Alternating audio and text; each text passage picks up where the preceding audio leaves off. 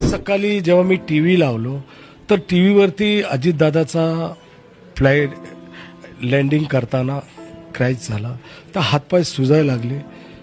मग ब्रेकिंग न्यूजमध्ये पट्टी वाचली की पिंकी माली तिला 80,000 पगार होते. हे पैसे मी असं ठेवलेले. मला बोलले पप्पा पैसे तुमच्या खर्चासाठी ठेव.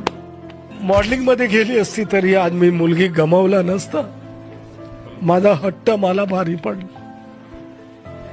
आम्हाला युपी वाले वाटतच नाही. हे मुंबईचा सुपुत्र आहे. याची दोन्ही म्हणजे मुलगा मुलगी आमच्या समोर लहानाचे मोठे झाले.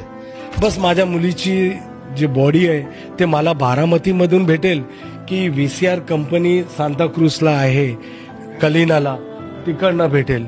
बस हीच अपेक्षा की त्याच्या दुर्दैव बॉडी आम्हाला सव मिळावं हीच अपेक्षा. मला बोलायची, मला फोटो पाठवायची, सगळं VIP वगैरे लोक आंध्राचे असू द्या हे असं. मला लय प्राऊड की एक झोपडपट्टीमधली मुलगी एवढी प्रगती केली आणि एवढंच निघून जाईल 29 वयामध्ये हे वाटलं नव्हतं.